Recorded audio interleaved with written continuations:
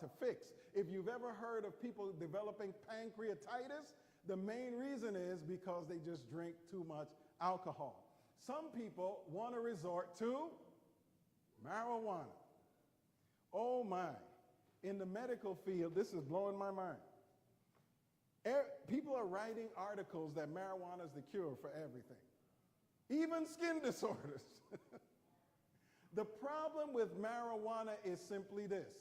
It artificially starts to alter brain neurotransmitters.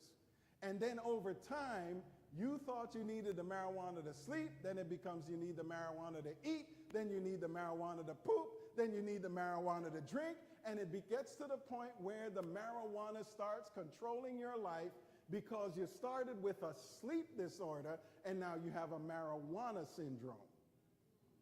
Some people resort to hypnosis. Here's the problem with hypnosis that people don't understand.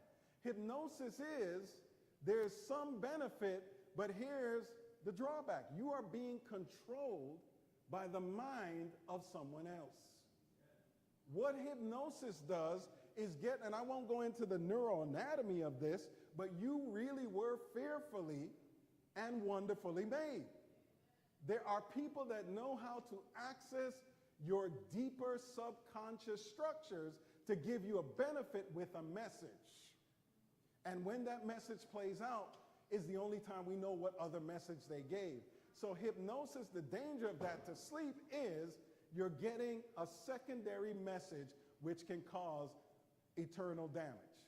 So let's start off with how we get a good night's sleep. Here's the first rule. Some of you have heard this, but you never knew what it meant. Early to bed, early to rise, makes a man healthy, wealthy, and wise. Here is the problem with religious people. They're always trying to put details on a guideline. It is not telling us that you need to go to bed early and then wake up early. The first thing to fix your sleep disorder is simply this. You need to pick the same time to go to bed and the same time to wake up.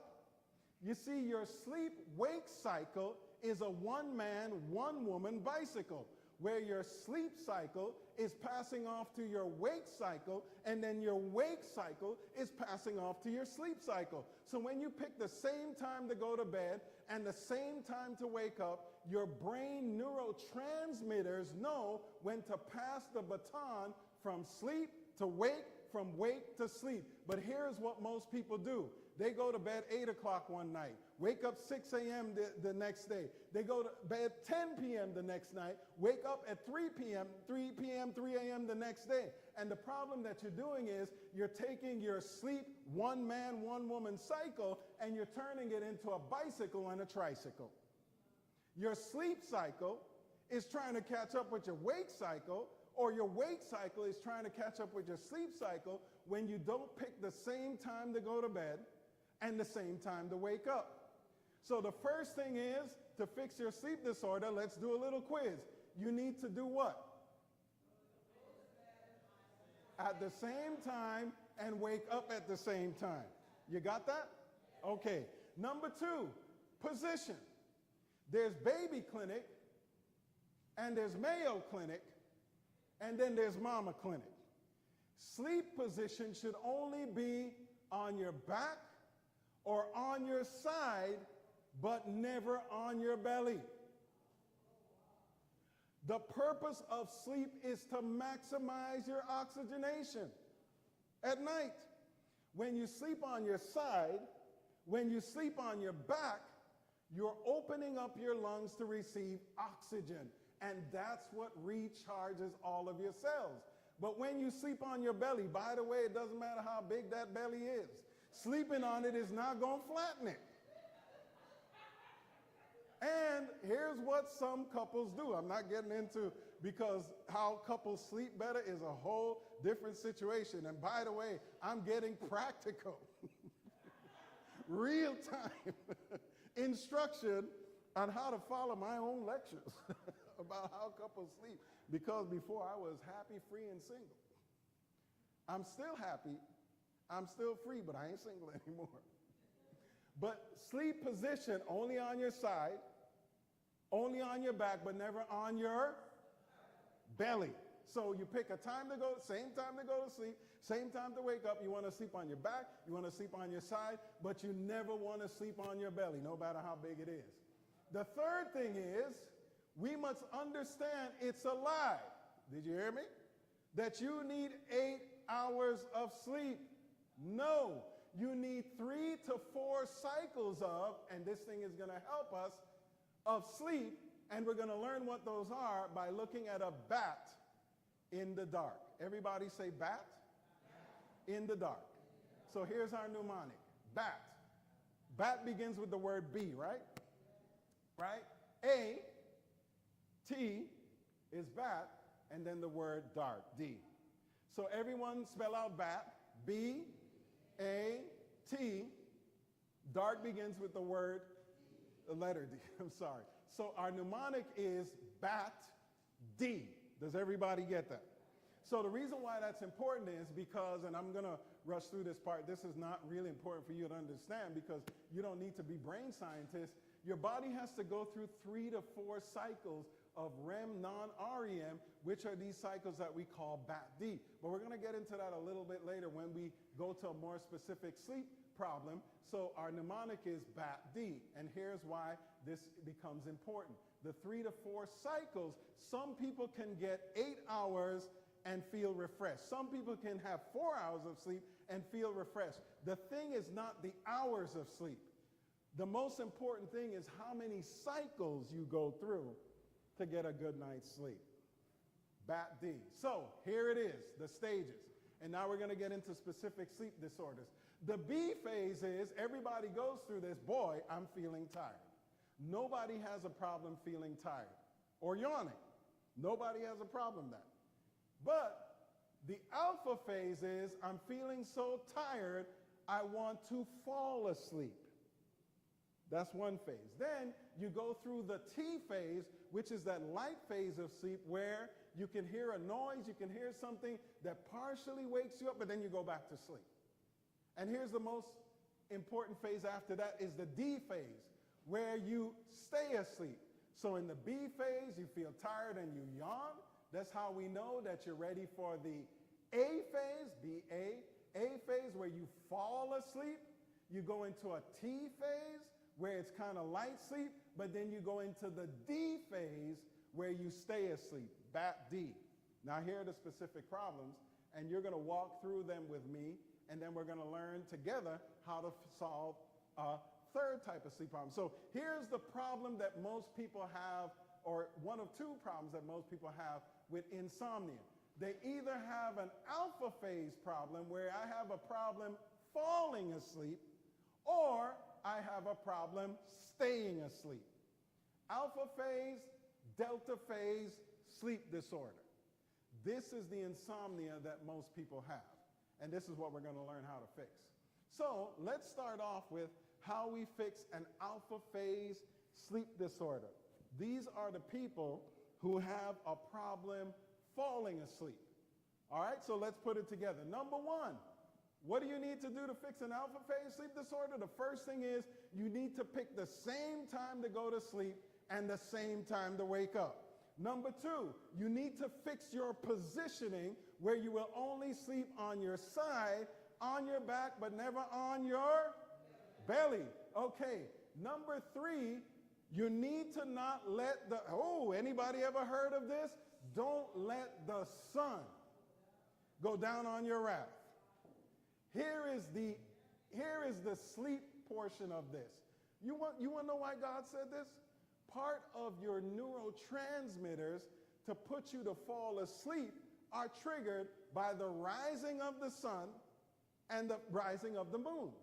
The rising of the sun stimulates your wake up neurotransmitters. The rising of the moon stimulates your fall asleep transmitters. But why did he say don't let the sun fall down on your wrath, right? Here is why. God put this is another lecture when we talk about hypertension. If you have hypertension and go to bed mad, we'll see you in the ER the next day. That's another lecture when we get into, but all of what God said is interconnected. Here's why he said this in particular with sleep. Half an hour before you go to bed, do not text, do not talk, and do not fight with anyone, because you're not affecting them, you're affecting you. When he said, don't let this sun go down on your wrath, half an hour before you go to bed, do not watch Fox News or CNN or anything about Trump, gossip, etc. Because if you go to bed angry, you're either going to wake up angry or with a heart attack. So half an hour before you go to bed, no talking, no texting, no anger. Oh, man. I see the faces. So that's the third thing. And here is the key to fixing an alpha phase sleep disorder. You need, during that half an hour where you're not talking, where you're not texting, where you're not mad, you need to pick a sleep song. But you only can pick 3 songs to indicate it's time for you to go to sleep. Here's why. Music is very in tune to your brain waves, but you need to signal to your brain, I have a specific sleep song. Now, how many of you were here this morning in church? Powerful message, right? Powerful service, there was power all up in the room. But let's say, pastors, today we're going to have special music by Sister so-and-so, and she can really sing. Okay? And Julian's going to accompany Sister so-and-so on the piano. The pastor's praying and he's getting his message ready.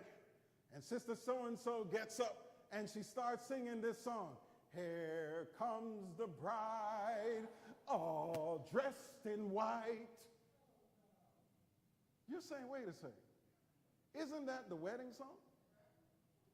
Or you go to an LA Dodger game. They say that we shall all rise for the national anthem.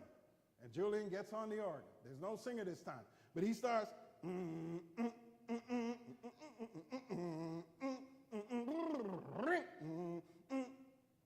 What song is that? It's the same wedding song. Your brain has been inclined to understand that certain songs mean specific events. When you pick 3 specific sleep songs, you only need to listen to those songs to indicate it's time for you to go to sleep during that half an hour space where you're not going to talk, where you're not going to text, where you're not going to fight. So you replace your sleep hygiene with a song versus, but it can only be one of 3 songs, because you need to teach your brain, when I hear this song, it's time for me to go to sleep. It can't be any song. It can't be every song. It could be Amazing Grace. It might not be Amazing Grace, but you need to listen to the same song and can only change it 3 times to fix a alpha phase sleep disorder. Does that make sense? Because you need to train your brain that this specific song means it's time to go to sleep. And this is why Rockabye Baby is the #1 sleep song for babies. Think about this. The babies did not hold a survey. Hey, when I was young, my parents did this Rockabye Baby. Y'all know the song. The babies didn't pick a survey. It just happened that Rockabye Baby became a song that most parents use to let their children know it's time to go to sleep. By the way, just a little advice from Dr. Ross, don't leave your baby up in the treetop. Child Protective Services will be knocking on your door. But look at how ridiculous this song is. But how many of you, Rockabye Baby, in Espanol, in French, it's the same song. But that's because babies have a specific sleep song. That's how you fix an alpha phase sleep disorder. Let's go through it real quick. So the first thing we do to fix an alpha phase sleep disorder is pick the same time to go to and the same time to. And what is your sleep position going to be? But is it going to be on your? And then half an hour before you go to bed, are you going to watch Fox News? What are you going to do?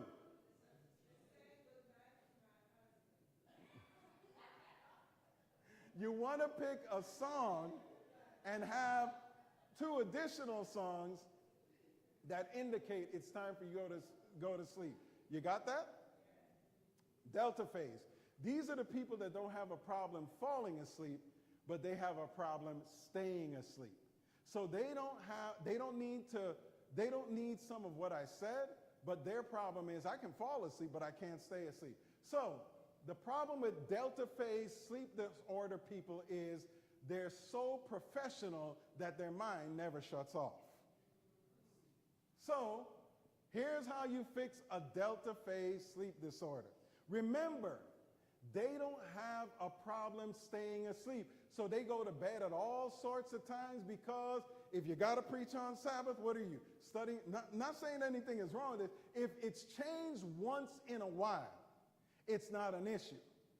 But if this is your week with a delta phase sleep disorder, you have a problem falling asleep. You have a problem staying asleep. And this is part of the solution that needs to be fixed. Number one, you want to try to pick as much as you can the same time to go to sleep, same time to wake up. Number two, your sleep position doesn't change. It's on your side, it's on your back, but never on your belly. Number three, you don't want the sun to go down on your wrath. But number four, to fix a delta phase sleep disorder, here it is. When you wake up, the worst thing that you can do is stay in the bed. The reason why is your brain cannot distinguish your bed from your office or your study or your sermon or your patient load or the project that you have to do. So you toss and turn and you think and you worry, and when you stay in the bed, the brain starts to associate your bed with your office, with your study, it cannot differentiate when you need to stop working. So here's the thing for a delta phase sleep disorder. Get up out of the bed. Pick an activity that helps you to solve what it is you're trying to do. But here's the key, that you must go back to bed at the same time every morning. So delta phase, let's say 3 a.m., they wake up. You go read or study till 5 a.m., and you go back to sleep. You wake up, 4 a.m., you try to read something, you go back to sleep at 5 a.m., but you have to get up out of that bed so that your brain starts separating bed from office.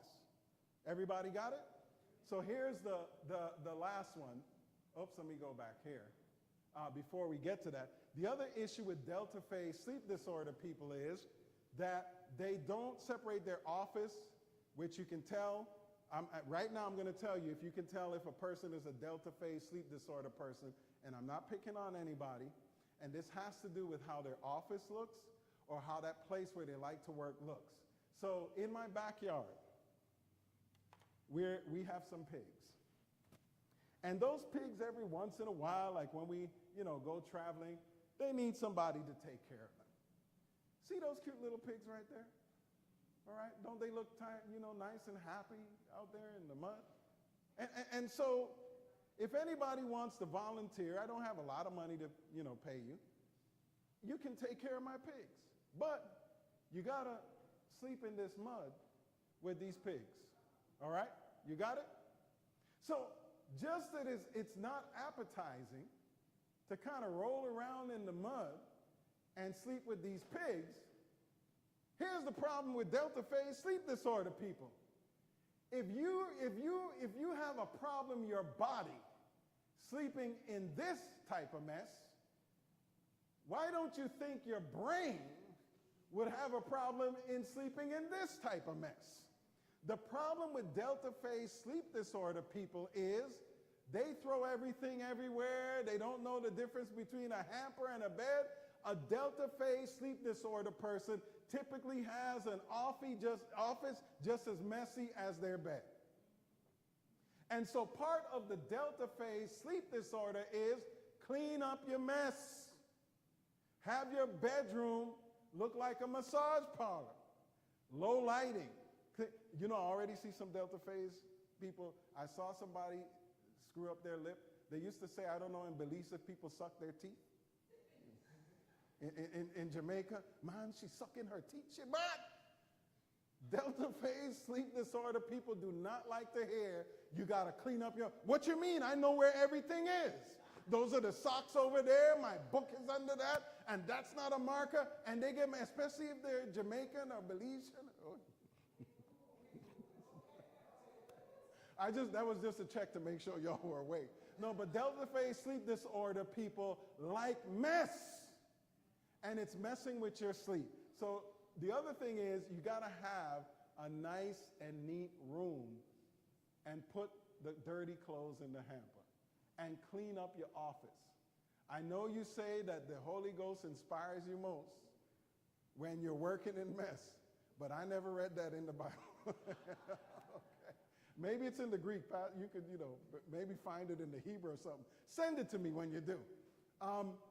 And if a Delta phase sleep disorder person doesn't clean up their bed, you might just find your death where you work, which most Delta phase sleep disorder people die in bed. Okay? So, the other thing about Delta phase sleep disorder, people, they don't know the difference between a pillow and their computer.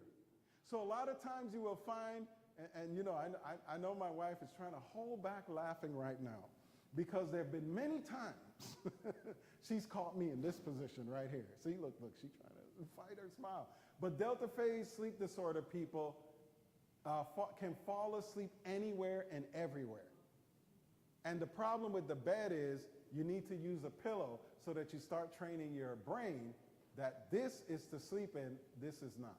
All right, so we're going to, and we're at the end of the lecture, really. We're going to put this together, and now we're going to fix an alpha phase and delta phase sleep disorder. First of all, if you have an alpha phase and delta phase sleep disorder, let's see if you learn.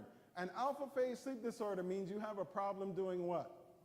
Falling asleep. The delta phase sleep disorder means that you have a problem staying asleep. So alpha phase, delta phase sleep disorder is a person who has a problem falling asleep and a problem staying asleep. So let's figure this out. The first thing we're going to do is do what? Pick the same time to go to bed and the same time to wake up. Nothing ever changes. The second thing to fix an alpha phase, delta phase sleep disorder is we got to change your position. It's on your side, it's on your back, but it's never on your belly. The third thing that we're going to do is we're not going to be mad before we go to sleep. But here is the specific thing I told you need to do to fix the alpha phase sleep disorder. And what was that about music? 3 songs. And you're going to listen during that half an hour space to help you to go to sleep. So to fix the alpha phase part of this alpha and delta phase sleep disorder, we're going to do all that, but now you have your sleep song.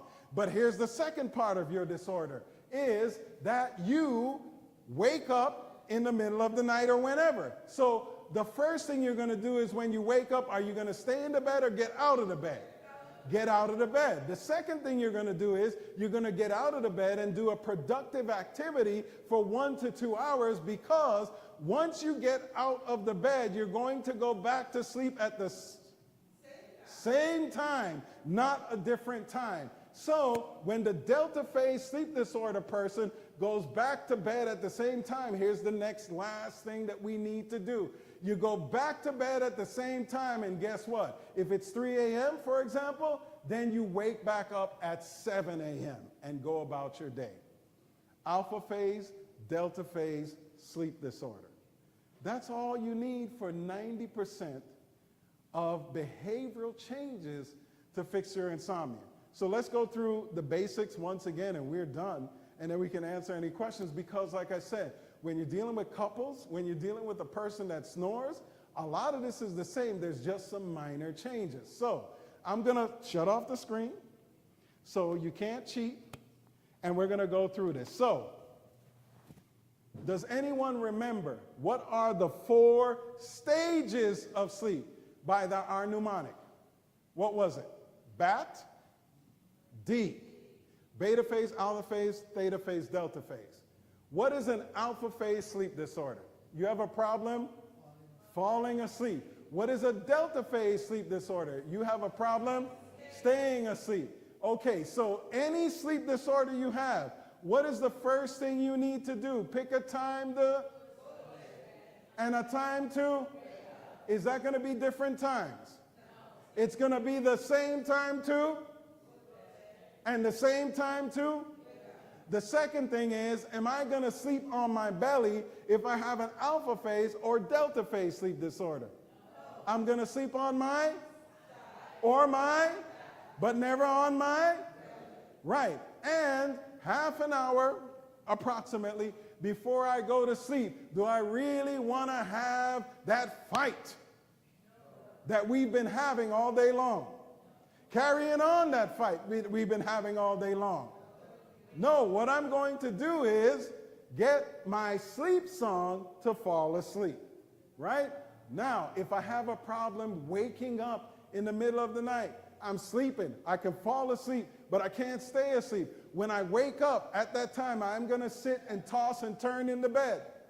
No, I'm going to get up and do some activity for 2 or 3 hours, and then I'm going to go back to bed at a different time, at the same time every night. That's how you fix the alpha phase, the delta phase, and we went through how you fix the alpha phase and the delta phase sleep disorder. It's not taking more melatonin. Silence in the church. It's not asking if the organic, oh my God. You know what? Let me tell you something. What amazes me is how easy it is to fool clinicians and Christians. All people have to do is put a term that you are comfortable with. Vegetarian melatonin. I've seen it. Folks, melatonin is a hormone. It's not beef, chicken melatonin. It doesn't have pork in it. They're fooling. Organic melatonin. What is that? An organic hormone? Melatonin from Switzerland. Okay, I'm going to get in trouble for this one. Weimar-based melatonin. It doesn't matter. Some of you caught what I was saying. It doesn't matter if the melatonin comes from Weimar. What it is to fix your sleep disorder, you got to fix the behavioral disorder to go with it. It's called sleep hygiene. Don't let people fool you with labels. Unison. Any of you heard of that? To get a good night's rest. What I'm trying to tell you is this. The minute you start focusing, I'm not saying there's not a place for medications. You have to start with the behavioral problem first, and then the medications are an aid to the behavioral problem. This is even the problem in psychiatry. So many people suffering from anxiety, depression, schizophrenia, bipolarism, they all are looking for what do I need to take and never fixing the behavioral disorder that triggers them to take something. So folks, I am done. I'm thankful for you at this hour after having a big lunch. I don't like to do these lectures after big lunch because most people tend to fall asleep during them, and because all that blood rushing in their brain, not their belly, they have to watch this thing again on YouTube or wherever to capture what I'm saying. But the purpose of what God gave us with some of these scriptures, etc., is to help us to have life and have it more abundantly. If you have any questions, I will answer them. If not, we shall be dismissed, and there are other topics that we could explore at another time. All right?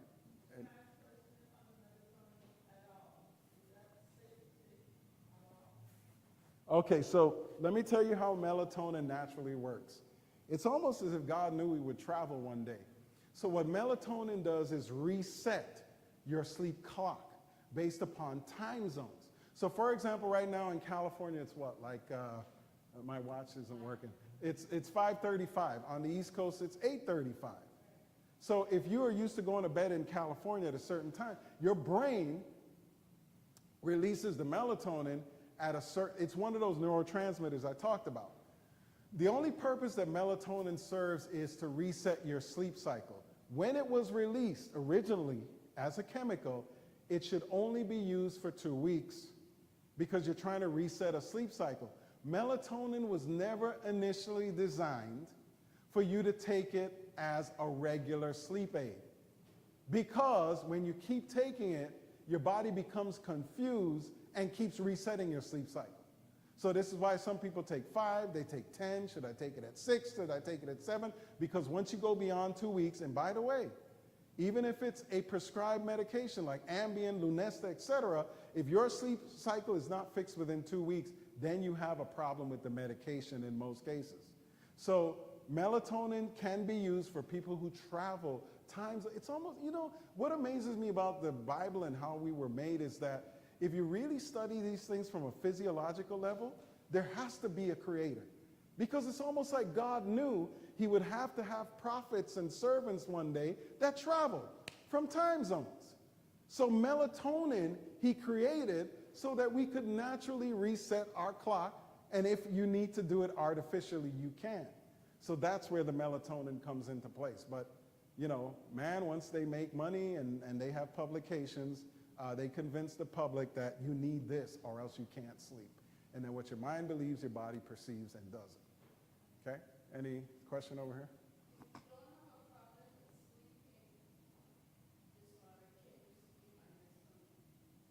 If you don't have a...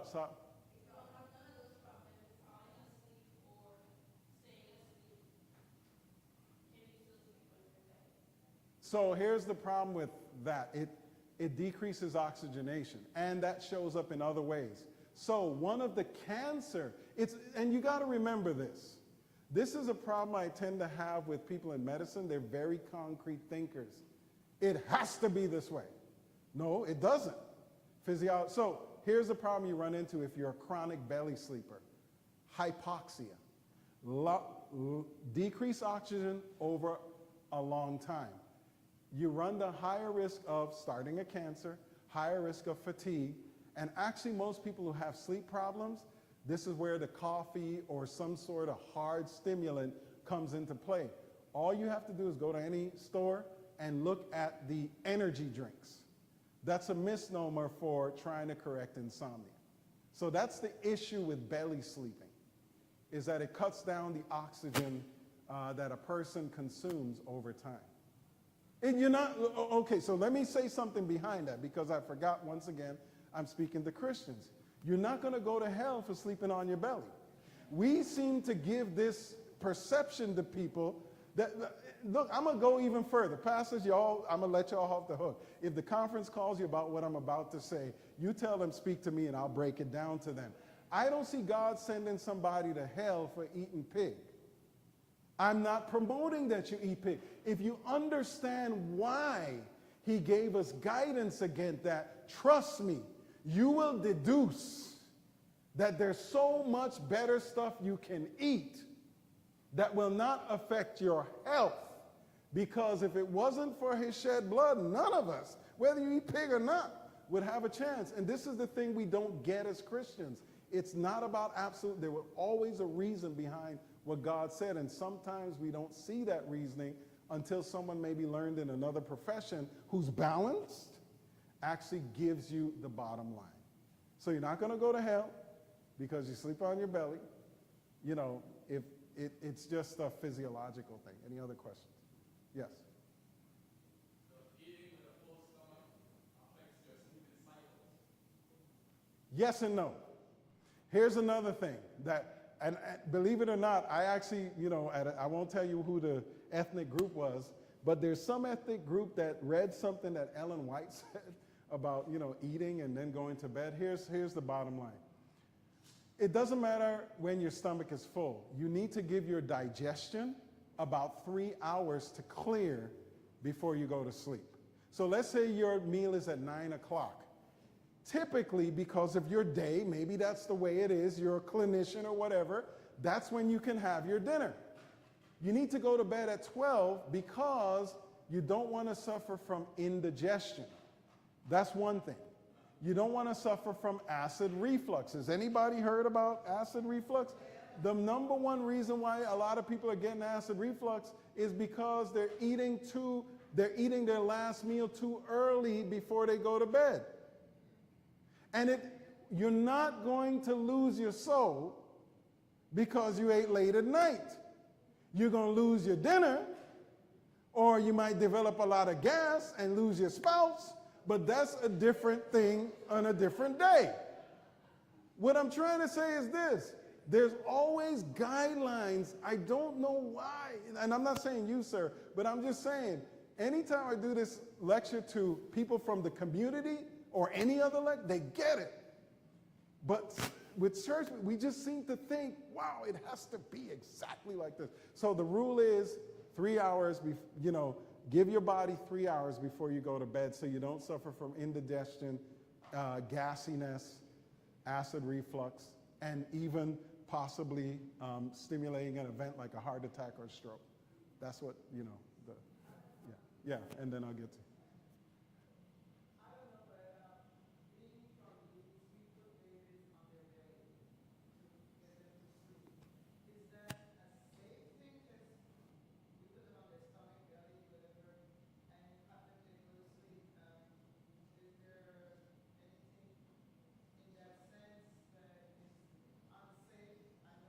Oh yeah, it is. It's called sudden infant death syndrome. SIDS was actually the way, put it this way, we already knew this information. This is once again about absolutes. I could tell you some stuff the American Academy of Pediatrics is telling pediatricians to do that I'm scratching my head. Oh really? Y'all are not looking at the physiology. So it is not recommended that babies sleep on their belly because there was a high incident of SIDS, sudden infant death syndrome. And guess where?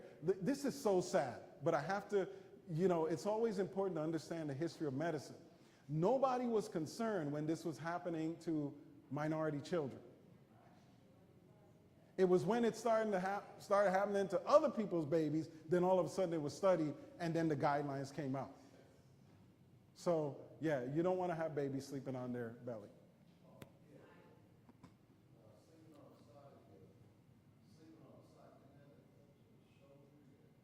Sure. You're right. And this is why, you will change. Nobody really sleeps on one position all the time. Sleep, once again, is a behavioral. So if you're sleeping on your shoulder and you're getting pain, then you want to sleep on your back or the other shoulder, but you need to train your body to retrain itself to sleep different. So that's why I didn't say on your right shoulder or your left shoulder. I gave you different positions that you can use to get better sleep. Any question? Yeah. What about snoring and sleeping? What's that? Snoring. Okay, snoring and sleeping. It depends. Some people snore when they're very tired. If you snore on a regular basis, here's another disease that is popping up like wildfire called sleep apnea. Snoring means, in most instances, especially if the person is obese, that they're not passing enough oxygen to their lungs. And so here's the problem too. They get hypoxic, which leaves them semi-unconscious. So the person who snores but yawning all day long will tell you, no, I sleep well. I sleep 8 hours. Once I close my eyes, I don't wake up, and then they fall asleep in front of you. Here's the trick. The hypoxia is rendering them unconscious. Their choke reflex, gag reflex, is what wakes them up into consciousness till they go back into hypoxia. So what's happening to the person who suffers from sleep apnea is they're sleeping, their oxygenation is low, it's like they're breathing carbon monoxide from a car, they fall asleep, the sensors, and I don't want to go into the neurology, get to the point where they trigger that, and then they fall back into hypoxia. They do this multiply throughout the night. They wake up the next day, and the first thing they do is yawn. And they keep yawning throughout the day. So sleep apnea is when a person gets little oxygen. And by the way, the people who have gone through my blood pressure lectures, I will tell them that if you want to know if you have sleep apnea, look at your systolic blood pressure, and they know exactly why. Oxygen, I don't want to get too deep into this. Oxygen relaxes your arteries. And the relaxation of your arteries is directly connected to your systolic blood pressure. So if you're a person that snores at night and they cannot control your systolic blood pressure, and you need 2 and 3 and 4 meds to control it, ask them to do a sleep study. What a little bit of oxygen can do will knock out about 3 of those medicines. But it's a connection between systolic blood pressure and sleep apnea, and it's related to hypertension. Any other questions? We done? Yeah. Oh.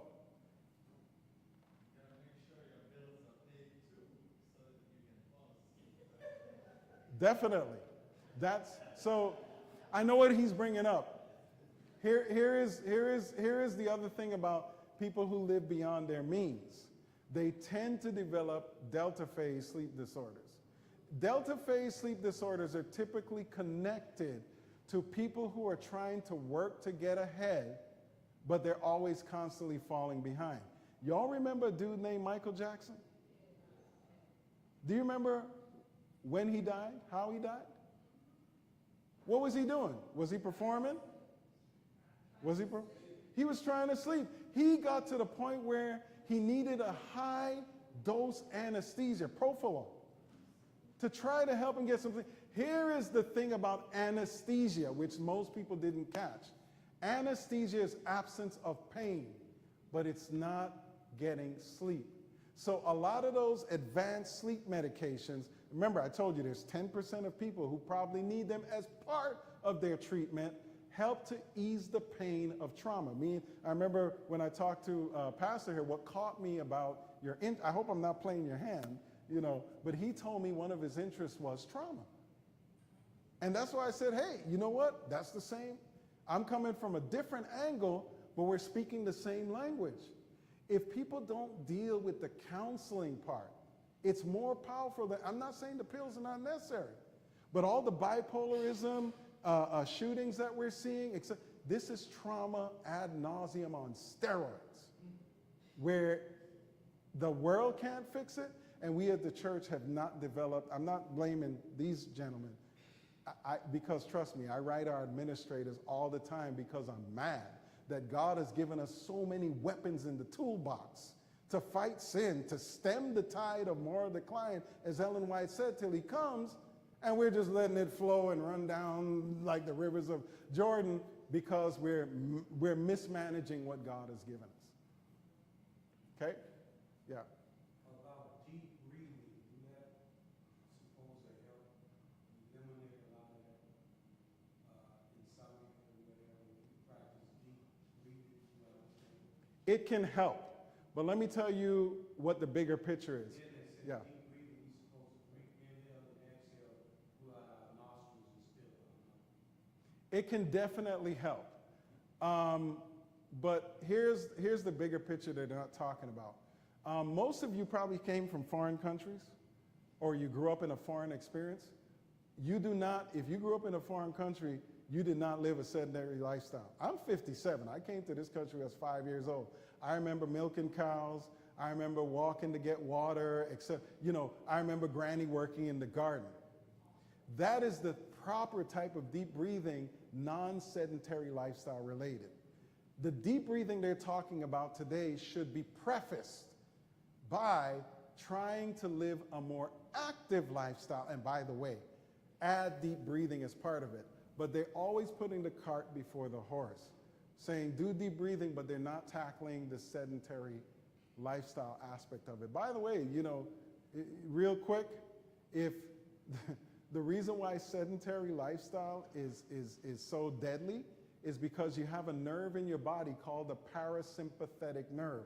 I'm going to give you this one, I don't think it's too much information, but the parasympathetic nerve, when you sit down for half an hour, it starts to stimulate your gastric reflexes. So the problem with sedentary lifestyle is it's always triggering you to feel hungry, to eat. That causes the obesity. This is why our grannies never went to the doctor, and they lived to 96. Only croaked because the donkey kicked her. I'm being honest. Come on now, y'all know. Our mothers never had immunized. No, I'm not saying don't get immunized and all that because we're living in a different world. But I'm saying I'm 57. Mom, dad, the whole family. The things that they did provoke deep breathing all the time. So the issue is get a more active lifestyle. Deep breathing is a secondary thing, yes. You had your hand up? Or? Oh,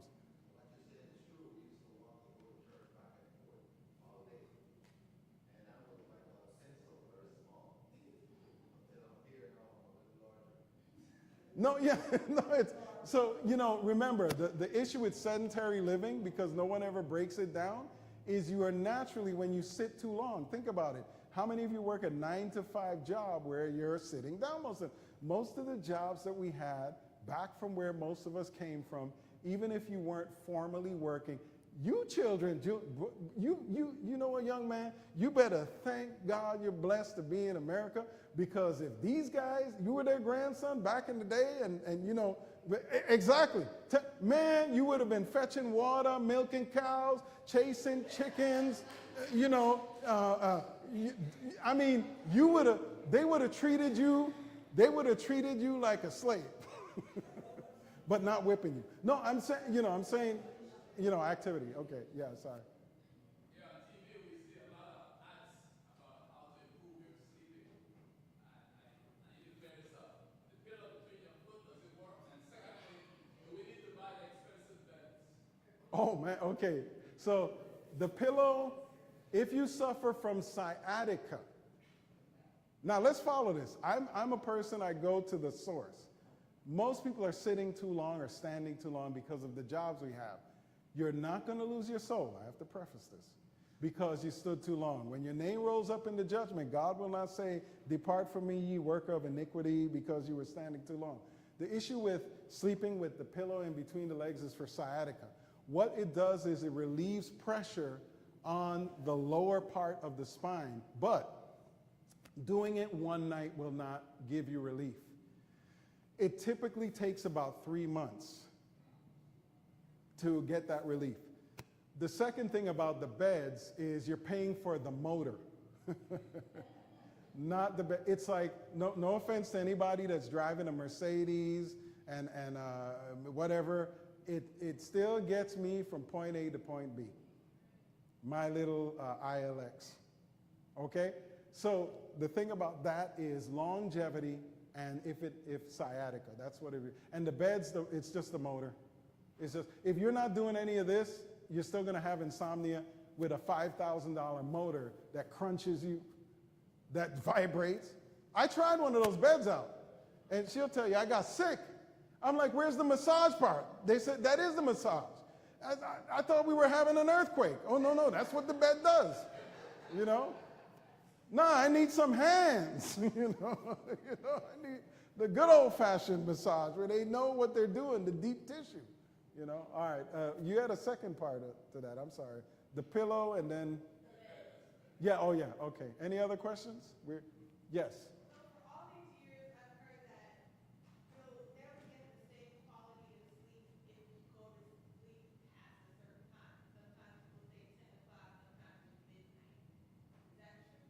No, it's not true. What it is that life, a lot of people are taking principles from the 1800s and trying to apply it to 2023 and not know what they're doing. So the reason why I said pick the same time to go to bed, the same time, notice I mentioned, is because everybody has a different lifestyle. The one thing I will say, though, is this. We were not designed to work graveyard shift. The sad thing is most of my colleagues, doctors who do ER and our surgeons, they don't make it to the Guinness Book of World Records for longevity. They have some of the shortest lifespans and nastiest attitudes. Not all, but a lot. But the good thing is they do their job and fix us up, and they're waiting for the call. For them to live a better lifestyle. But yeah, no, there's no truth to that. Yeah. That was my question. Yeah. Yeah. My sleep is kind of split because I can't go to sleep because I have to be at work for 11. And then I'm trying to get a rest so just so I can pop in. I'm not really sleeping. And then when I go, so how much sleep is good if you get the night sleep No, well, once again, your body, here's the thing about the behavior that I'm talking about. Your body's smart. It will adjust if you give it some regularity. The problem is that we're trying to do irregularity and get our bodies to be regular. That doesn't work. So let me put it this way. Imagine you go to the gym one day and lift a whole bunch of heavy weights and don't go back for 3 months. Right. So with sleep, what I'm saying is, if you understand the behavioral aspect, the most important thing that people don't do is picking the same time to go to sleep, same time to wake. Notice I didn't give you a specific time. Your body will adjust even to the rising of the sun, rising of the moon, to that pattern of sleep. It will change the neurotransmitter, but it has to be over time.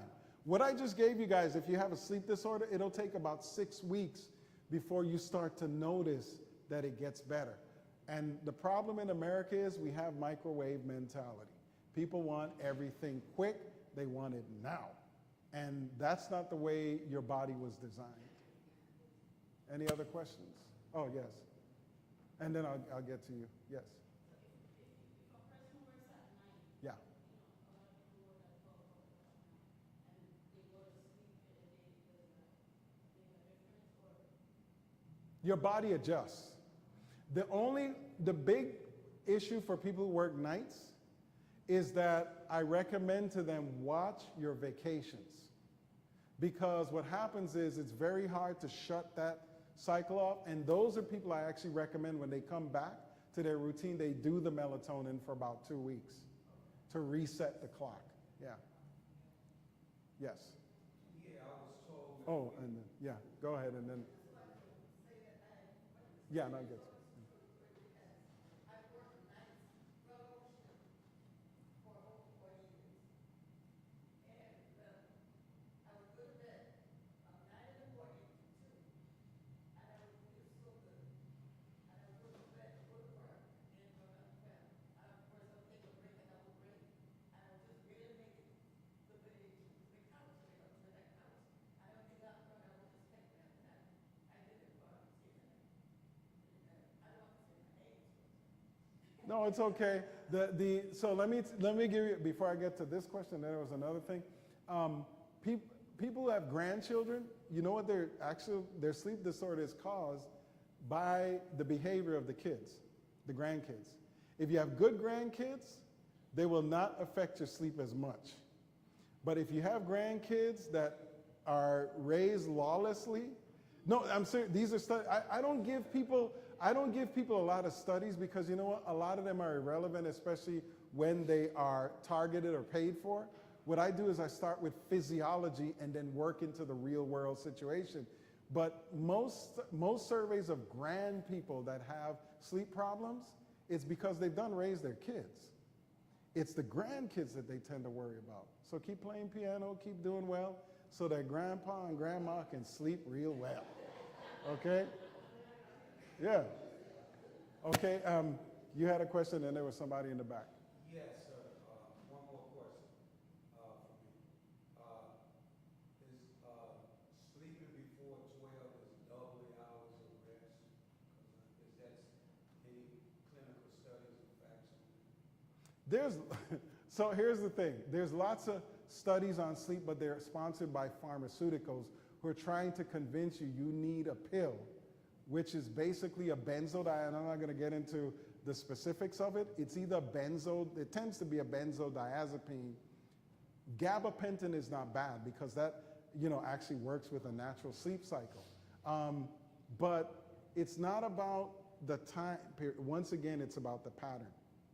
What time you're going to bed, what time you're waking up. Keep that as regular as you can because that's what triggers your brain to come into tune with your lifestyle and your sleep-wake cycle. Yeah. There's lots of studies. Oh, by the way, be careful. A couple of quick things. Since I don't, I come here real infrequently, I try to give you a lot of nuggets to live by. Do not let a lot of your clinicians fool you with this nonsense about vitamin D deficiency. The doctor, I don't want to offend anybody, so let me just do a scan. Okay, so the doctor who invented this was Caucasian, older, has an MD, PhD, And it was a scam that was invented about 15 years ago by this doctor. His name is Dr. Hollick. You can look up the background. He purposely invented the scam of vitamin D. Are you guys calm and ready, for what I'm about to tell you? Last year, Dr. Hollick and Quest, anybody ever heard of Quest, the laboratory? They have a financial agreement. Everybody cool? Nobody have any heart conditions here? They made $698 million off of vitamin D testing. Did you hear what I just said? Every time a doctor says, I'm going to check your vitamin D level, there's a check written to Dr. Hollick and Quest.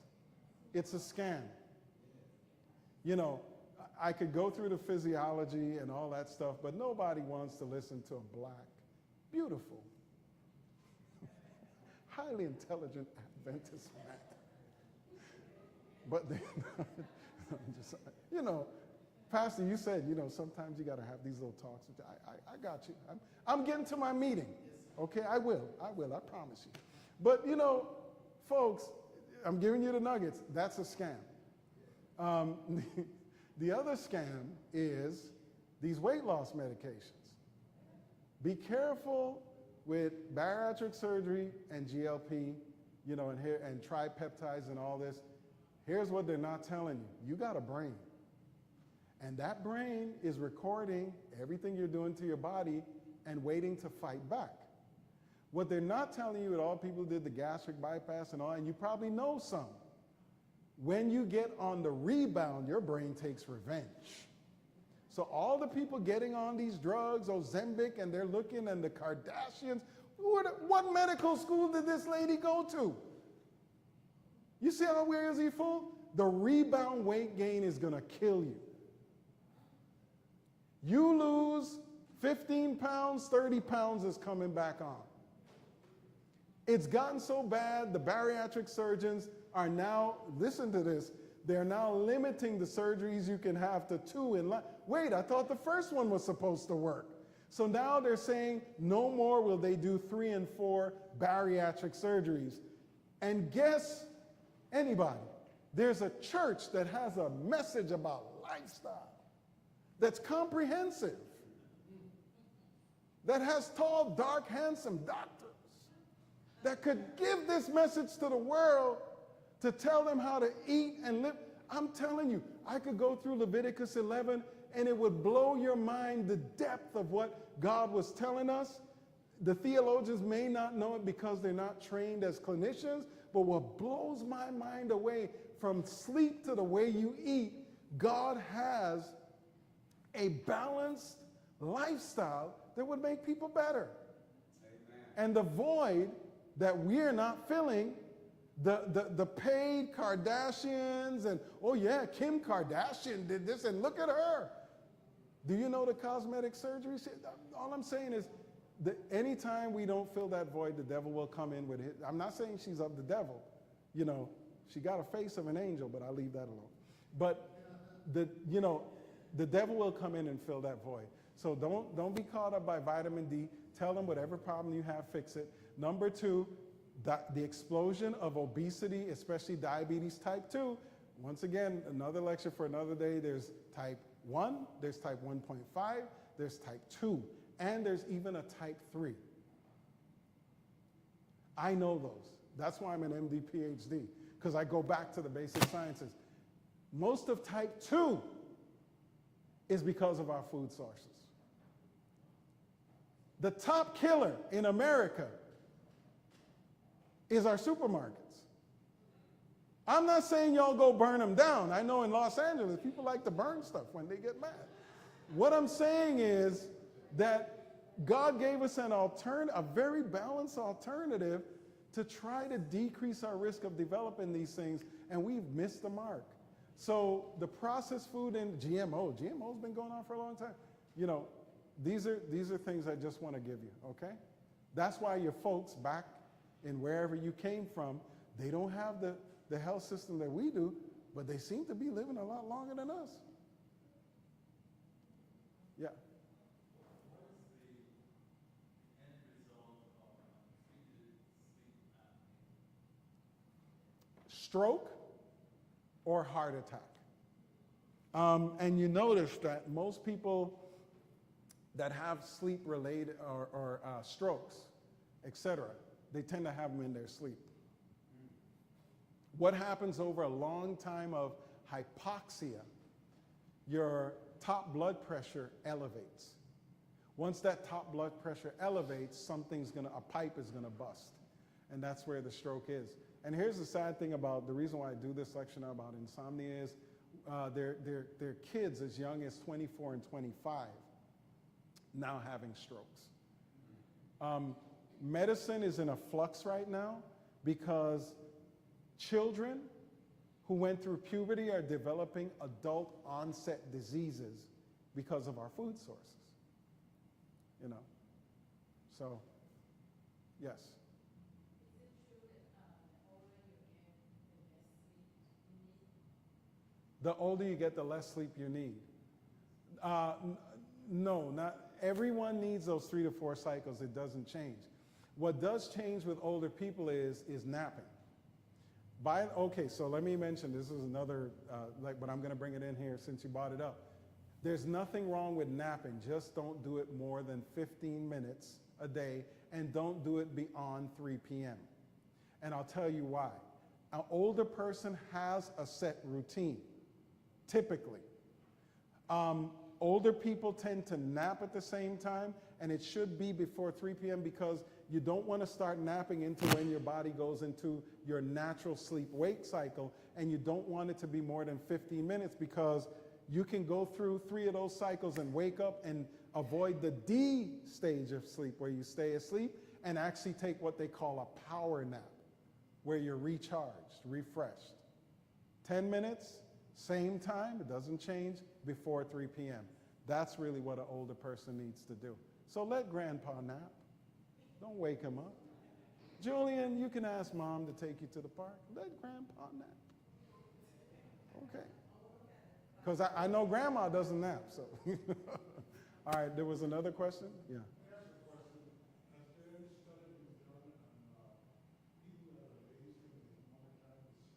People. Okay, yeah. Laziness is a behavioral. Not directly, but I see what you're getting at, but here's the bottom line. Most people confuse laziness with depression. Depression is a lack of joy in typical activities that bring people joy. So for example, if you look at most jobs available today, most people are actually depressed with their employment for various reasons. And so lethargy is one of the things that comes into place. The thing about, these lazy people who don't want to work, that's actually racism. But depression based upon lack of job quality, many studies have been done on that, and that's where it is. A lot of people are depressed with what they do, I'm still can't get past the napping. Yeah. Why is it only 15 minutes? My naps are like an hour or 2. Because, no, and once again, you're not going to lose your crown because you napped for 2 hours. So the reason is once you go beyond like about 10, 15 minutes, you start going into a full sleep cycle. Now, one or two things could happen. Either that becomes your regular sleep pattern, and if it's not causing anybody any problems, then that's fine. But if it's causing anybody any problems, then it needs to be fixed. You see what I'm saying? So it's like, if that's the pattern you're used to, then fine. And there's no, lethargy, daytime drowsiness, or you're not up too much at night, waking up the other person too much at night, that's different, yeah. Okay, is that, oh, yeah. What about sleepwalking? I know some get up at 2 a.m. for night sleep. Yeah, okay, yeah. Okay, here's the thing with sleepwalking. It's a behavioral disorder. There's two ways to treat sleepwalking. What's happening is You're in between sleep and awake cycle, and your brain is confused. I'm breaking it down to basic physiology. So actually, the way we used to treat sleepwalking was sleep hygiene. But now, people are either giving stimulants or they're giving some high dose type of benzo to try to fix sleepwalking, because it takes too much work to figure out what is the root cause of the person sleepwalking and then fixing that through counseling. I think you guys will recognize that I keep going back to counseling, keep going back to counseling, keep going back to counseling. One of the things as a clinician that amazed me, what Jesus did, and even God, is this counseling aspect. You know, where he had to break the mentality of slavery from the Israel. This is what amazes me as a clinician. I'm not even a psychologist, psychiatrist, is how deep God understood our minds, because most of the time he was telling us what we needed to do, how we could think to live better than writing prescriptions. I'm not saying there's no place for that. But what I'm saying is we've lost that perspective of how important it is to change our pattern of thinking before falling into, the medical system. I think, okay. Here's the interesting thing about chamomile, okay? Once again, we're focusing on something to take, not necessarily something to do. There's nothing wrong with chamomile, but if you don't have a proper sleep hygiene, more than likely it's not going to work. Or it may work because it has a placebo effect. But I'm a biochemist by bachelor's in biochemistry. When I look at supplements, I look at their organic structure to see if there's a receptor they connect to produce the effect that they promise to do. And most supplements, I cannot find the receptor. So a lot of it is placebo effect. Okay? I think, Pastor, you're signaling it might be time, or I don't. Okay, any more questions? Are we, yes? No? Okay. So, go ahead. Yeah.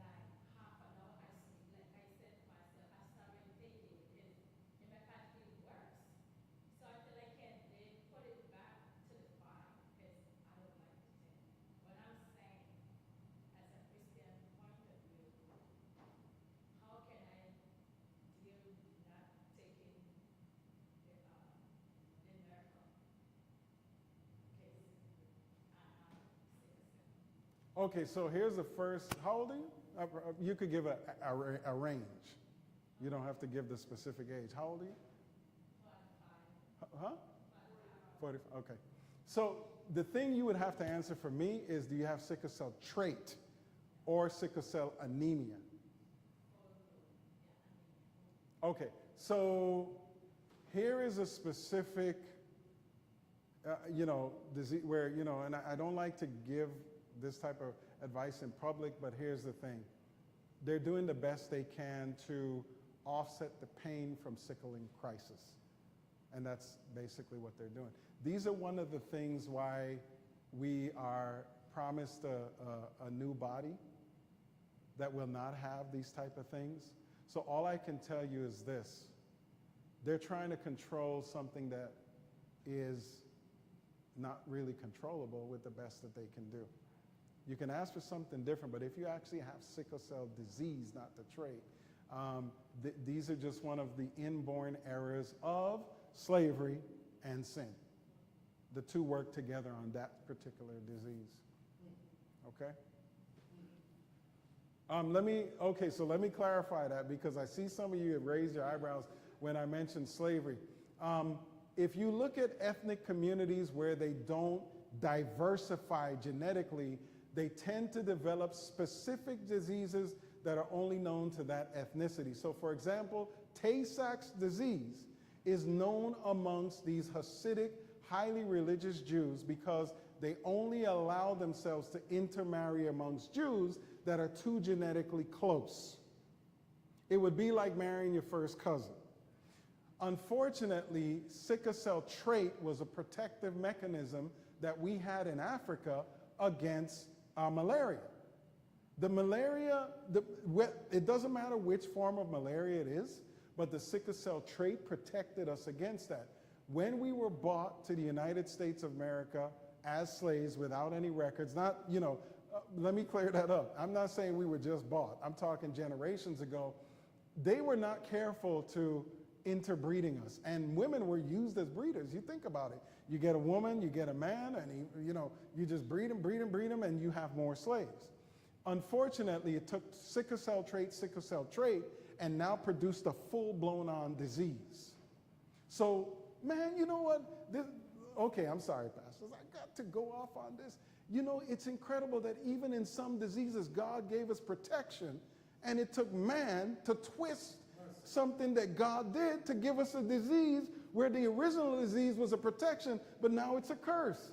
It blows my mind. And sickle cell is one of them. Trait versus disease. So, just stick with the pain management. They're trying to do the best they can.